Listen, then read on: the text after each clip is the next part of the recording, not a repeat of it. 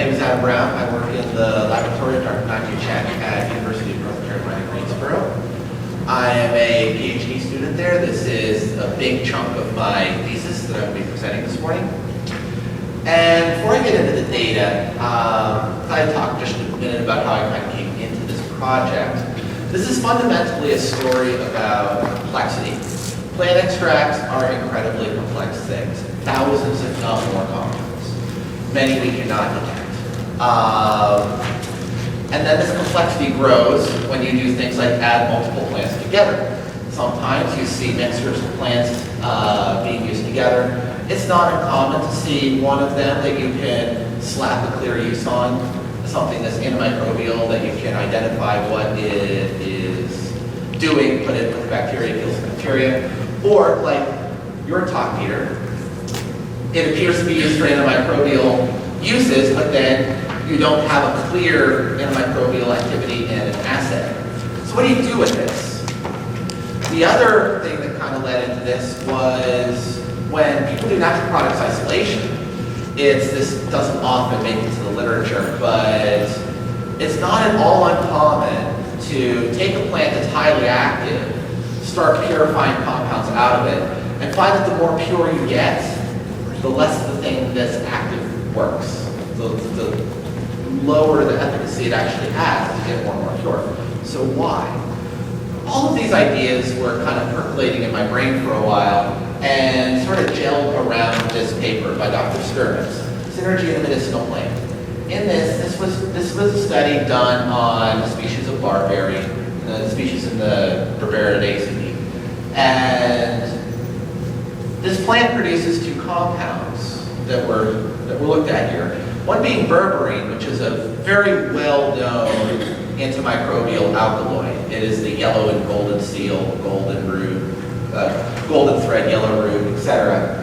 And it's a moderately active antimicrobial, but these plants also produce this guy, 5-methoxyhydrocarbene, which does nothing if you just put it alone in a petri dish of bacteria. It does absolutely nothing visibly to the culture. However, when you put the two together, the 5-MHP makes the berberine work a whole lot better. And the study concluded that this was due to antimicrobial bacteria efflux pump inhibition, not just a straight antimicrobial activity itself. And I thought, I want to study that.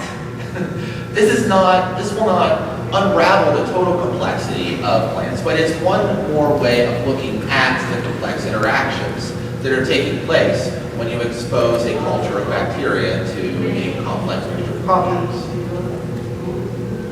So before going further, since my talk does revolve around this idea of an efflux pump inhibitor, I wanted to find what this is. So these are two cartoon bacteria cells. The cell on the left is a cell with a small number of efflux pumps. This is the efflux pump. These are active transport proteins which sit in the cell membrane. They operate by means of the proton motive force to grab a toxic compound that is inside the bacteria cell and ship it out of the bacteria cell against the concentration gradient. So this cell is being exposed to an antimicrobial molecule represented by the red triangles. The antimicrobial diffuses into the cell. It builds up to a high level inside the cell because there's a small number of efflux pumps to ship the cell. Bacteria in cell number 2 has a large number of efflux pumps. Same dose of antimicrobial, same amount fuses in, but only a little bit can build up, and most of it is just shipped right back into the extracellular medium because it has a large number of efflux pumps. In addition to the interesting ethnobotany of explaining combinations of plants and explaining all this diversity, this is also a very interesting phenomenon because the evolution from this type cell to this type cell is one of the 4 big means by which bacteria develop antibiotic resistance. So explaining this has multiple avenues. So brief literature review in 2 slides. I've been able to find 26 genera of angiosperms that have had efflux pump inhibitors identified in them. And 26 genera total, 25 angiosperms, 1 gymnosperm. So discovering this made me think that these angiosperm genera are fairly widely spread over the angiosperm groups, but this 1 gymnosperm makes me think that this is more than just an angiosperm story. So the first hypothesis I've been testing is that the existence of efflux pump inhibitors predates the evolution of angiosperms. And this is a vehicle to look for the overall diversity in land plants. The second thing that's fairly obvious from the literature is that about half of the efflux pump inhibitors that have been identified and studied are flavonoids or flavonoid derivatives or something that is a highly modified flavonoid, but the flavonoids are particularly prominent in this body of literature. So my second hypothesis is that efflux pump inhibitory activity is linked to flavonoid production. And these sort of feed into each other because flavonoids are well known to be ubiquitous in land plants. So this would make a lot of sense if, in fact, it is true that efflux pump inhibitory activity is ubiquitous or fairly ubiquitous, and it's common in the flavonoid chemical family. That would all make logical sense to fit together. So to explore these things, I have studied 15 plants, 2 primitive plants, Marchantia and Sphagnum moss, 5 ferns and fern allies, 3 gymnosperms, and 5 additional angiosperms. And a lot of these were chosen to be closely related to some of the others that are already in the literature to kind of root this in the literature, and I threw corn in to be a highly derived plant. And then 6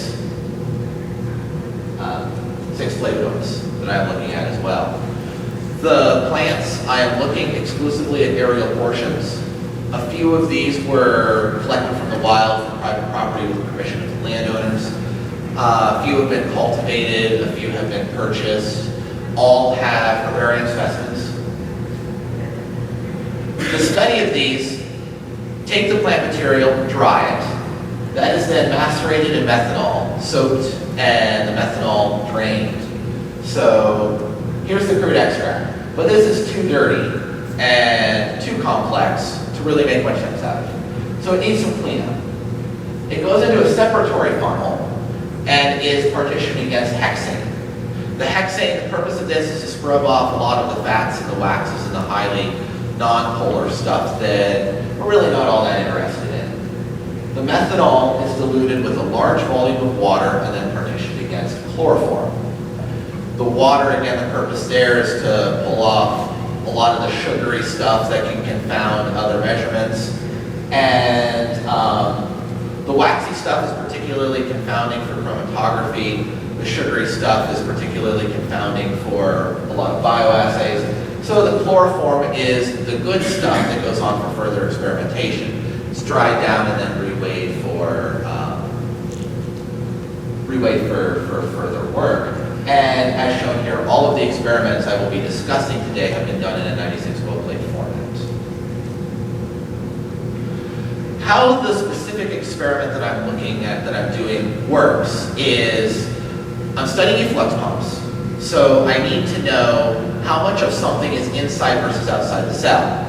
I need an indicator that is both an efflux pump substrate and allows a ready way to determine whether it's inside or outside of the cell. The common one in the literature for this is aethinium bromide, this guy right here. So now my red triangles are aethinium bromide molecules.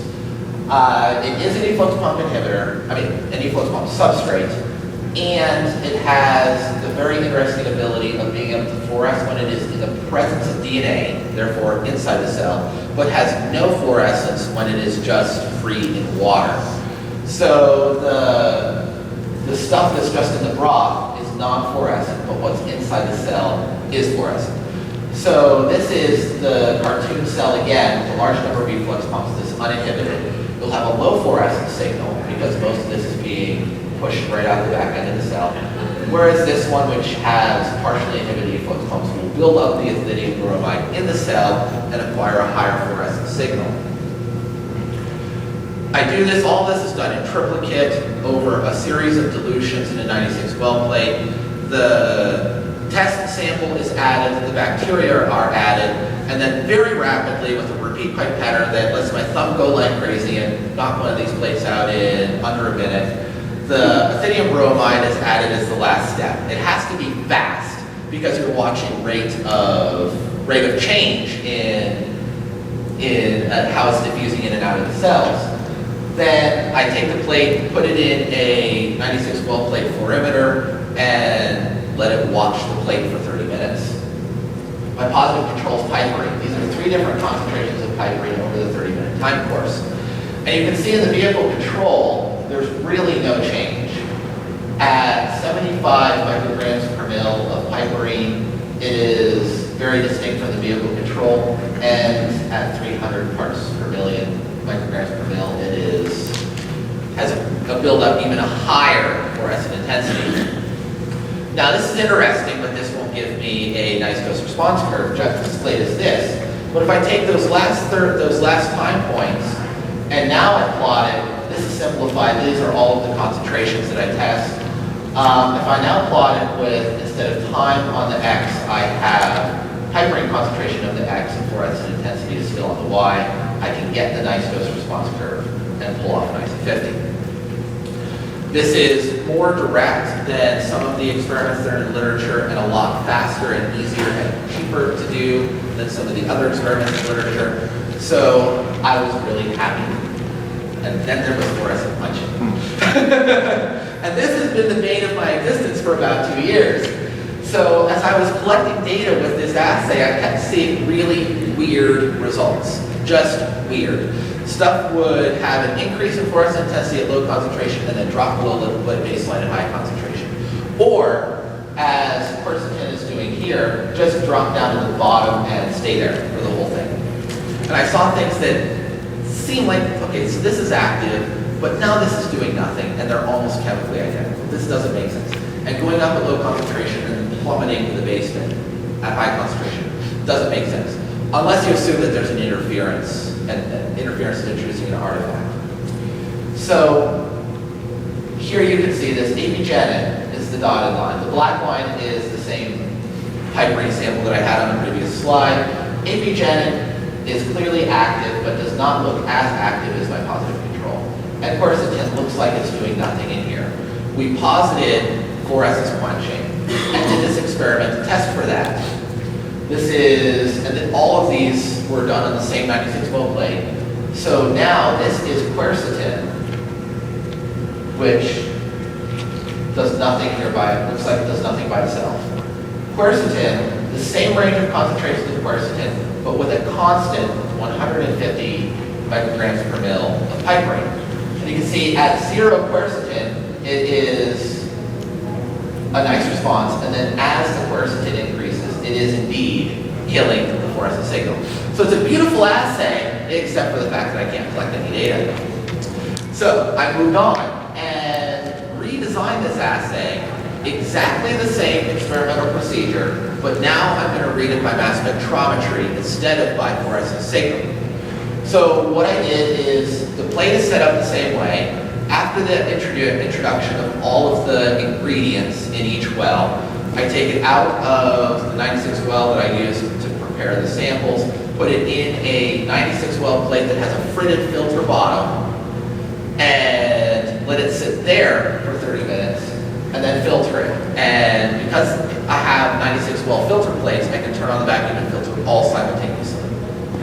So now I'm filtering out, instead of looking at the intracellular fluorescence signal, I'm filtering the cells, which removes all of the ethidium that they contain, and isolating the extracellular remnants. Analyzing it by liquid chromatography mass spectrometry. Did this on an 18-minute method. Only part of it is shown here on the x-axis because bacterial broth is a very difficult sample to blow into a mass spectrometer. So this took every trick in the book, including some divert valve usage. So not all of the chromatogram has data collected on it, but I have the data I need. And through using the divert valves to pull off the sugars that are in the broth and using tandem mass spec and looking at fragments of the paradigm, I can isolate the aethinium signal from the rest of the junk in the sample, take the peak areas from these, and plot them the same way I plotted the fluorescent intensity, except now the positive result is a decrease in extracellular concentration. So this is, again, hyperine, and you can see from the vehicle control is now high extracellular concentration, and it goes down to a lower extracellular concentration when the pumps are inhibited. This got around the quenching problem. And you can see here, these are again epigenin, but now previously epigenin looked like it was active but not all that exciting. Now it is more active than the positive control. And quercetin, which previously looked inactive, you can see its reactivity, and it is essentially indistinguishable from the positive control. This gives a nice data table of IC50 values. So all of the plants I tested, except for 4 that were shown in red, were active in this assay. Some were extremely active. The most active I had was xanthorizin. All of my flavonoids were also quite active. All of these numbers are for a wild type Staphylococcus aureus strain.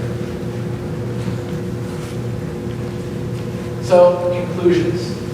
Efflux, the first 2 are in reference to my first hypothesis. Efflux pump inhibitory activity does seem like it may have predated the evolution of flowering plants because of its prominence in the very primitive lineages. Cannot say this definitively, but it's a highly probable scenario. And efflux pump inhibitory activity does seem common in land plants. Cannot say it's ubiquitous, because there are inactive samples. Now, I didn't test roots, and I didn't test anything except on the wild type Staph aureus. So these are not conclusively negative in all scenarios. They just did not have a positive result in the assay that I'm using to tell this story. So common, but not necessarily universal. And efflux pump inhibitory activity does seem to be, again, very common in the flavonoid field. Ongoing work, now that this assay is up and running, me and some other members of the CECH lab are playing with it, seeing what else can we do with this. I'm doing some isolation work with golden seal to try and expand the number of known efflux pump inhibitors that we have from that. That's sort of one of our 2 test case plants that we subject to every assay that we bring into the lab.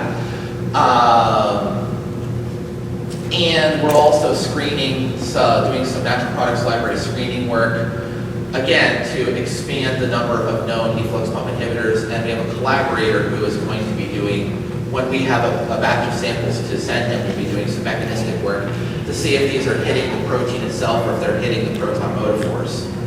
Because it could be either and still be positive result in my phenotypic assay. And we are, I guess I just talked about both of those. So, yeah,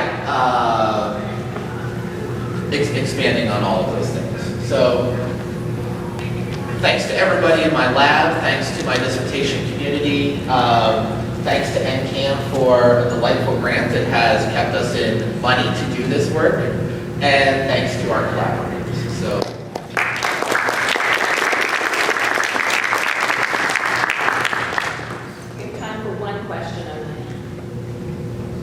I don't know if you said this, I came a little late, but what type of flavonoid did you find was the most effective at inhibiting? What type of what? Did you find a specific flavonoid that was more, I guess, potent in inhibitory properties? The data that I have, there isn't really, from the ones that I tested, there isn't a clear structure-activity relationship. There's different levels of activity. They're all sub-micromolar activities, so they're all pretty active. The big versus small, methyl groups versus not. I can't really put a firm pattern on it. That's part of why we're looking into other compounds to see if we could, with a larger list of compounds, we may be able to get at that better. But with the data in hand, I can't really